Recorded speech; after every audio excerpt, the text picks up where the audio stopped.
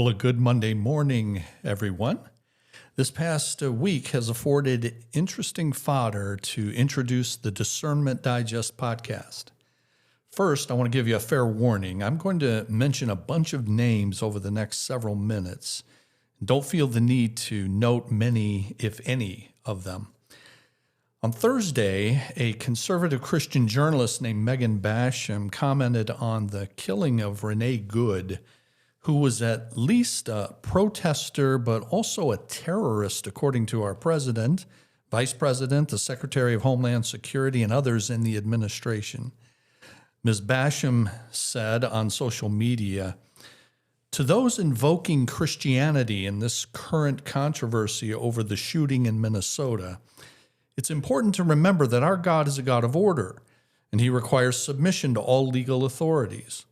And then she quotes Romans 13, "For rulers hold no terror for those who do right, but for those who do wrong." Biblically, what Renee Good was doing was actually a sin, Ms. Basham said. She was breaking the law. She was defying legal authority that was justly being carried out. I'm sad about what happened to her. It's tragic, but as a Christian, I can reflect that this is why Romans 13 wisely tells us to obey the authorities. It's for our safety and good. Now, I personally have drawn no conclusion about whether the shooting last Wednesday was justified because, as we'll see in this podcast in the weeks ahead, waiting for proof is something that discernment requires. By the time you hear this, we may have received more clarity on the matter. But what Megan Basham said about Romans 13 and obeying authorities is spot on because the Bible definitely teaches it.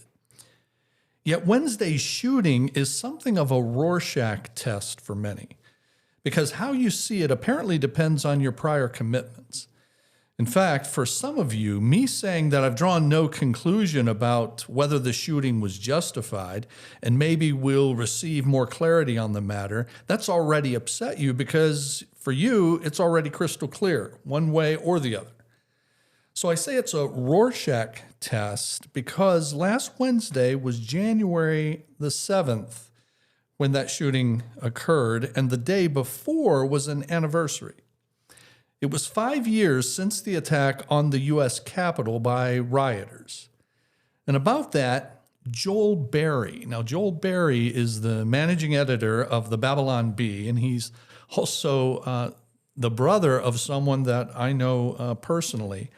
And Joel Berry posted this on X, quote, "January 6th will someday be remembered like the Boston Tea Party, as a patriotic rebellion against a corrupt, fraudulent, and tyrannical government. Happy January 6th to all who celebrate." And Megan, who 2 days later would be instructing Christians about following Romans 13, as I quoted just a bit ago, she said in reply to Joel Berry's post, "Now I'm laughing, picturing the kinds of essays we would have gotten from the Gospel Coalition and Christianity Today in the 18th century about the Tea Party Rebellion." Now, just let me pause for a moment to say, in these podcast episodes, of necessity, we're going to mention some of the thinkers and the charlatans and the movements that have gotten us where we are, but not so that you can keep them all straight, because really no one who has a life can do that. But instead, what I want to do is provide the context in which you're being asked to evaluate truth claims and then act on them politically, culturally, and religiously. And that context is different than anything that we have ever seen. So who is this Megan Basham that I've mentioned? I've said that she's a Christian journalist, but she identified something more about herself in another exchange last week. Politico published an article on Wednesday that was focused on an organization about which I'll talk in a bit. Commenting on the article and his pleasure with it, an official with that organization took a sort of victory lap. He said, "While you were slowly realizing that maybe something was off politically over the last decade, we were selecting and developing fellows. And it's too late to stop now. I remember all the never Trump types complaining about the fellowship program after I took them over in 2018 and we dialed it in. They, that is the never Trumpers, hate winning.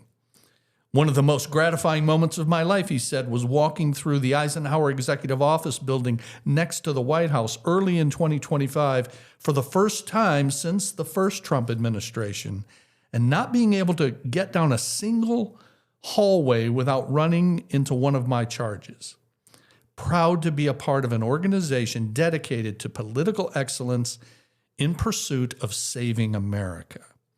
And to that, Megan Basham, again, the Romans 13 commentator, but the one who was laughing about the holiday that will be January 6th, said, hugely grateful for Claremont, has been a game changer for me.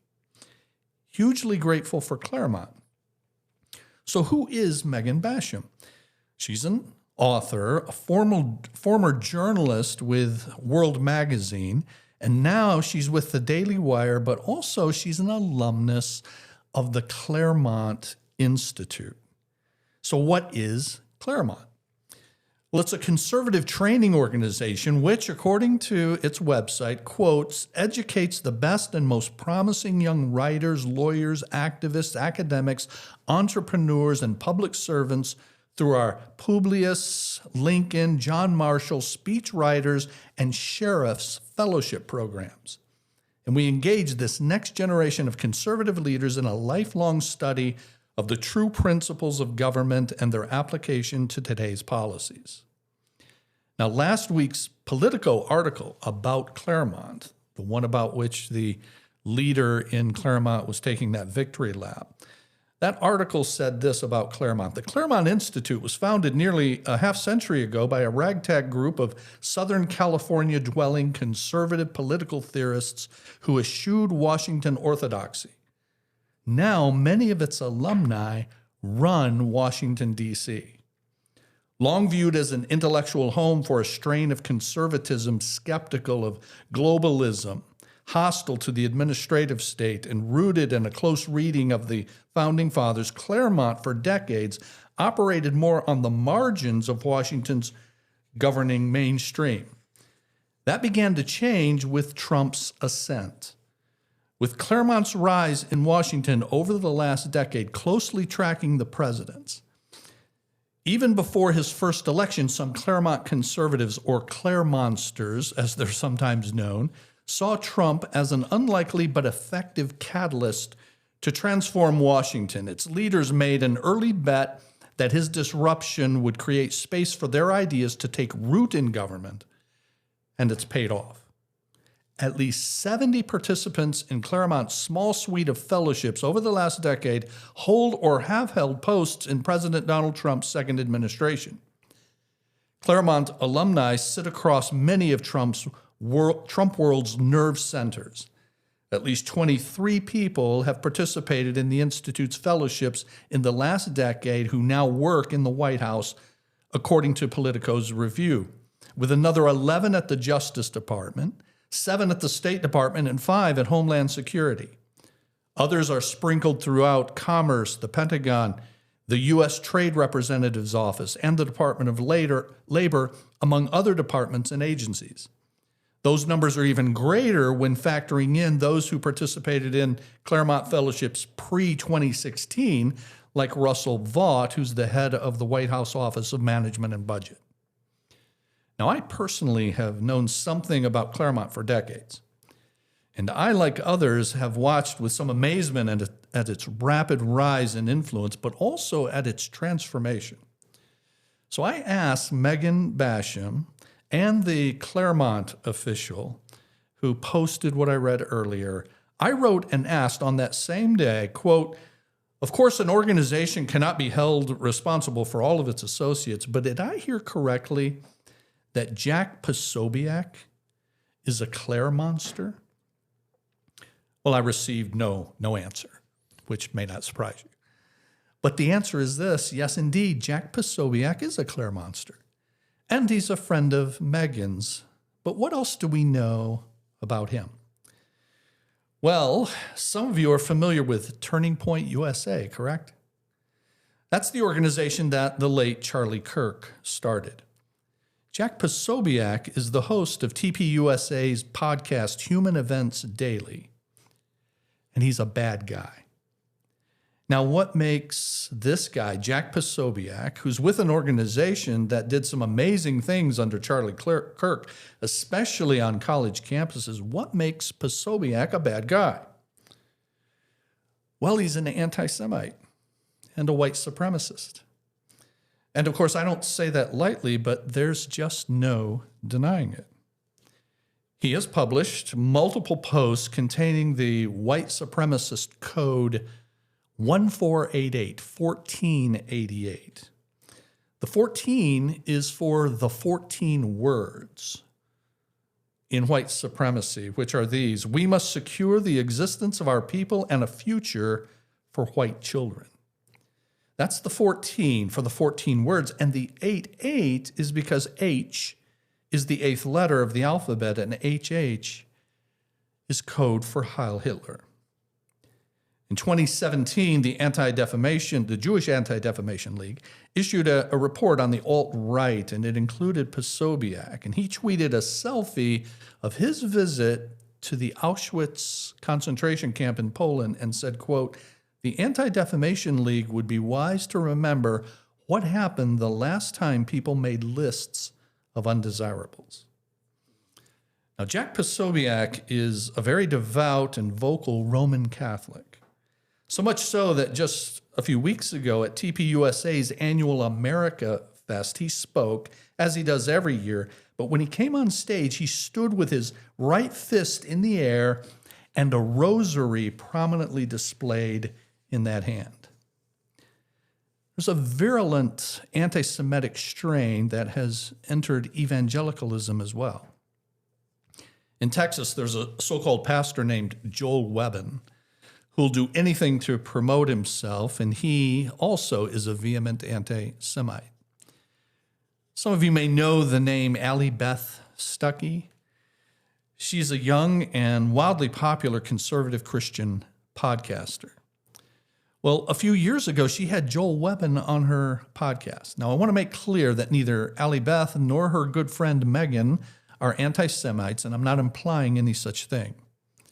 But Jack Posobiec most definitely is, and Megan won't say a thing about her fellow friend and Claire monster, and that's partly because so many Christians have adopted what's called a no enemies to the right policy in order to keep the conservative coalition together and continue to exert political power in Washington. And I have to say, it's certainly worked well so far.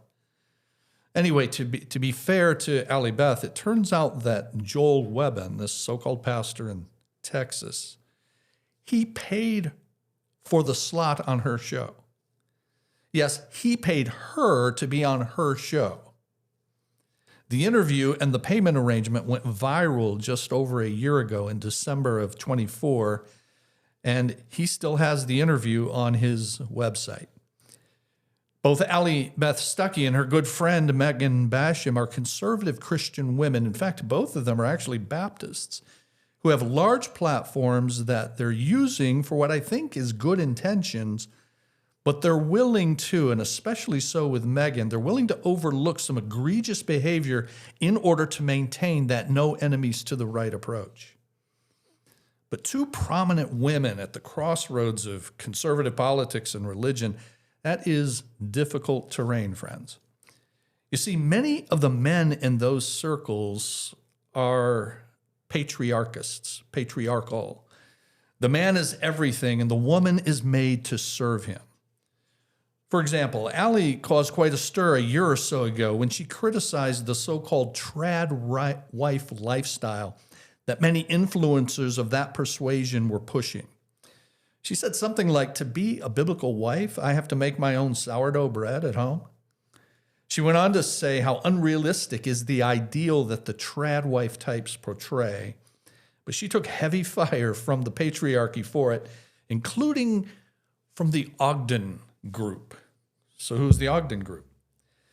Well, it's a group of pastors in Ogden, Utah, who push hard. They push really hard on patriarchy. And they also play footsie with anti-Semitism. But here's where the Ogden guys came from. It's a place in Moscow, Idaho, run by one Douglas Wilson, about whom I've warned our congregation from the pulpit. Doug finds himself trying to keep at bay the anti-Semitism that's emanated from his camp. He's desperately trying to tamp it down, but his very own Canon Press published a horrible book with the title Christian Nationalism by Stephen Wolfe, and the underlying philosophy is used by many anti-Semites. Now, there are more, friends, many more connections at the nexus of politics, culture, and religion that could be made, and in future episodes, I'll make some.